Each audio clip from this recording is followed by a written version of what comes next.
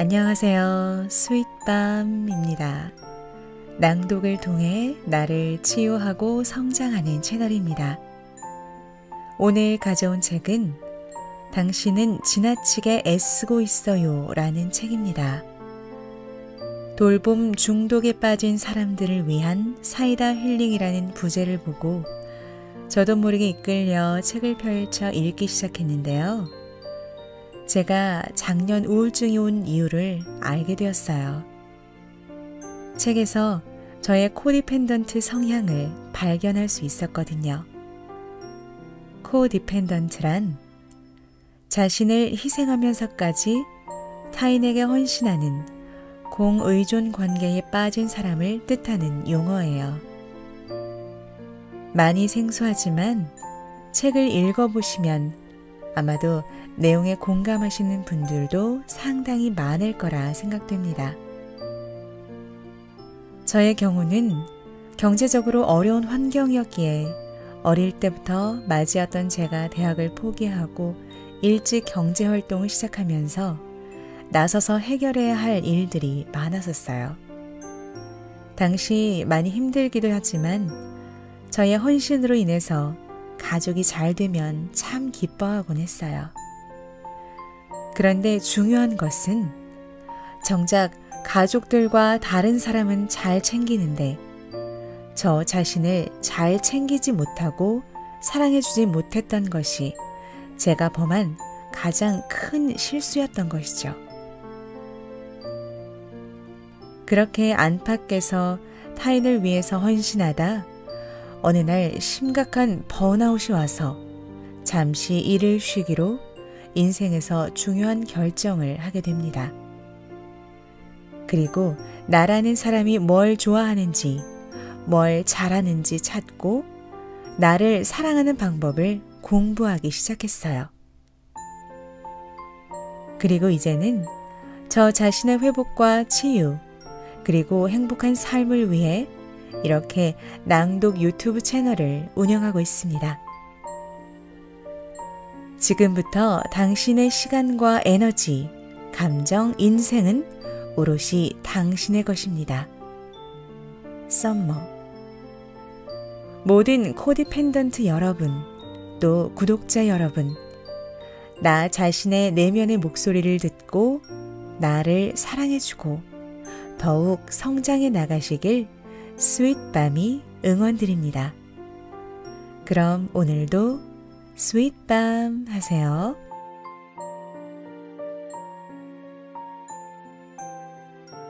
돌봄 중독에 빠진 사람들을 위한 사이다 힐링.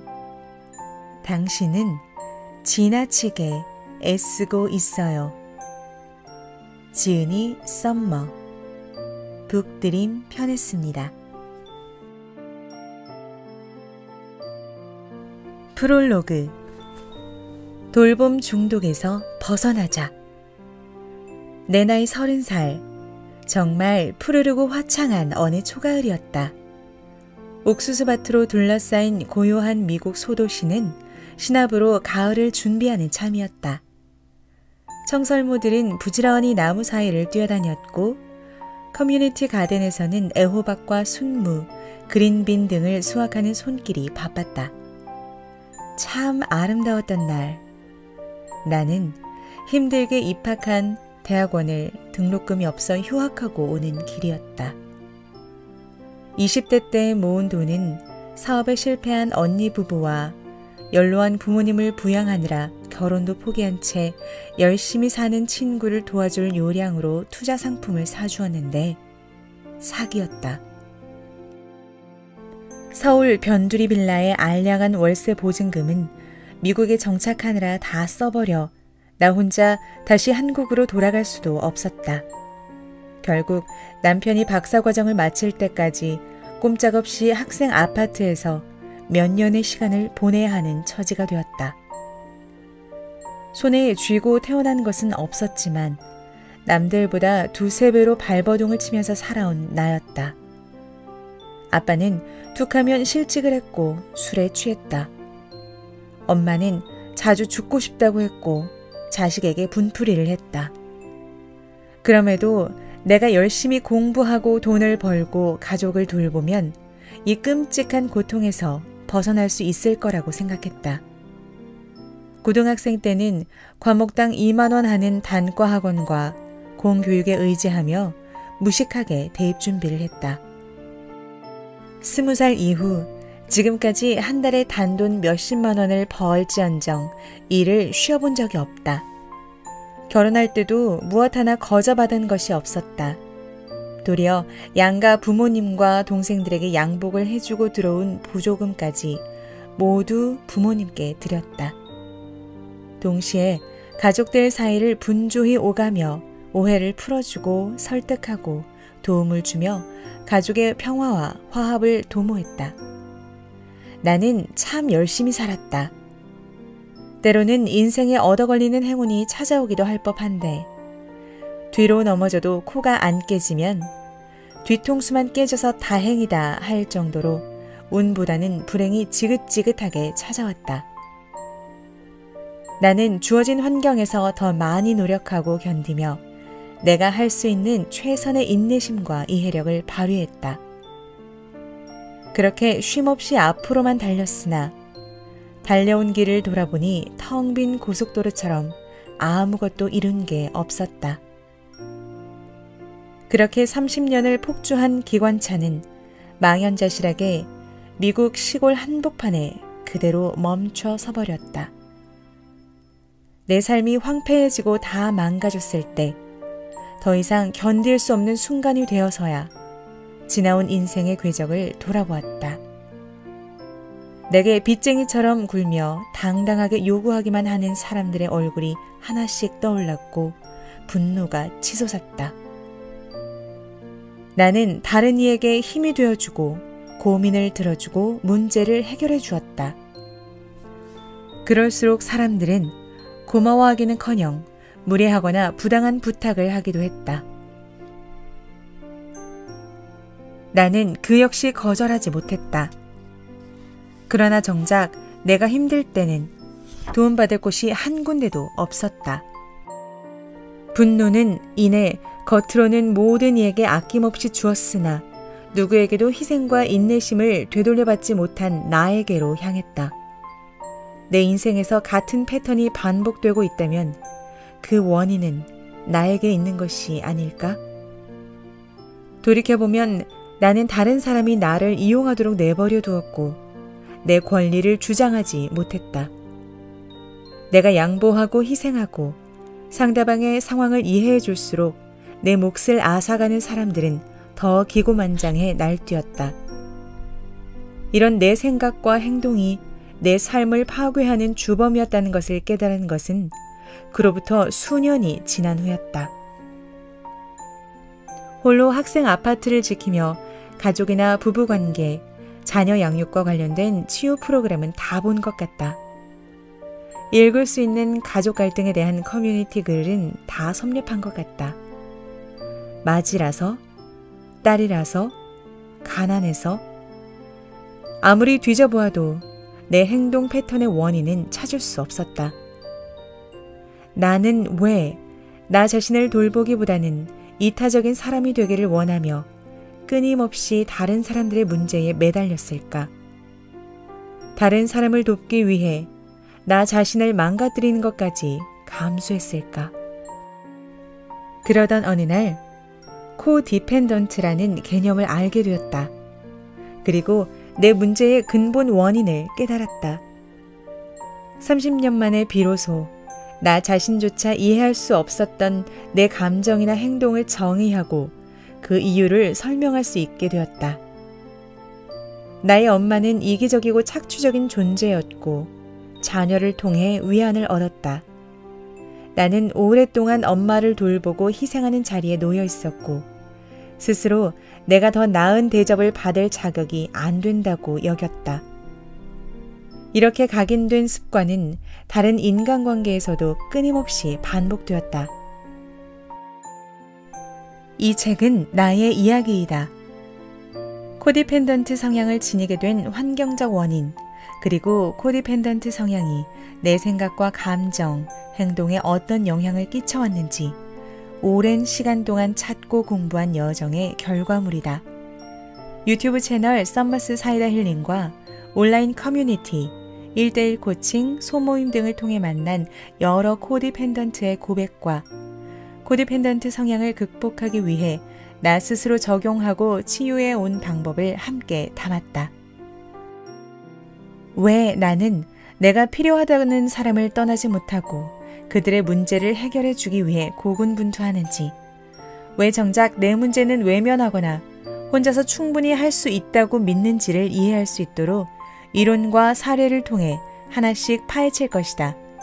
하지만 이 책이 숙련된 의사나 심리상담사와의 심리상담을 대체할 수는 없다. 우리의 트라우마나 아픔을 꺼내고 치유하기 위해서는 전문가의 도움이 필요하다.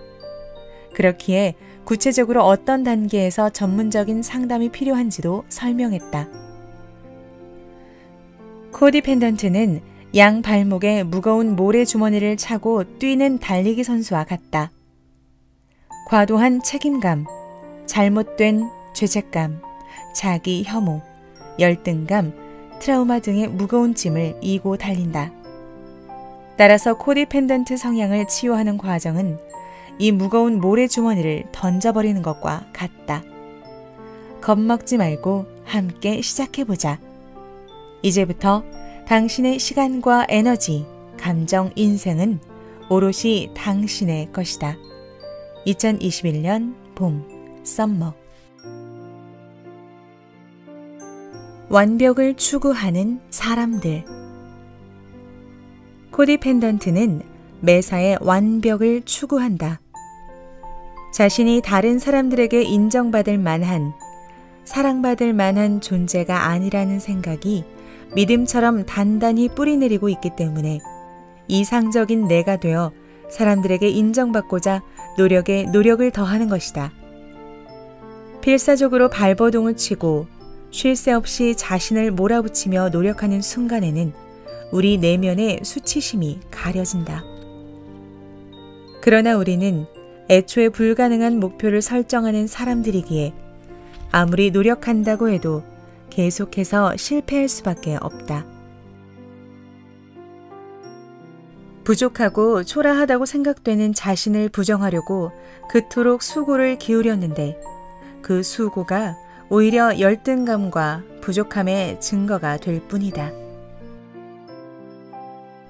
많은 코디펜던트는 낮은 자존감 때문에 고통을 받는다. 이것은 겸손과는 다른 문제이다. 코디펜던트는 자신을 폄하하고 사랑하지 않는다. 외모나 성격은 물론이고 자신의 모든 것이 견딜 수 없이 부족하다 느낀다. 그래서 그 누구에게도 부족하다는 소리를 듣지 않으려 스스로를 채찍질하며 완벽을 추구한다. 특히 코디펜던트의 자존감은 외적인 것에 의존한다. 외모나 학벌, 연봉, 인맥, 직업, 자녀들의 학업 성취, 배우자의 외모나 학벌 등의 말이다. TV에서 멋진 몸매를 뽐내는 이효리를 본 30대 후반의 두 여성이 있다고 하자.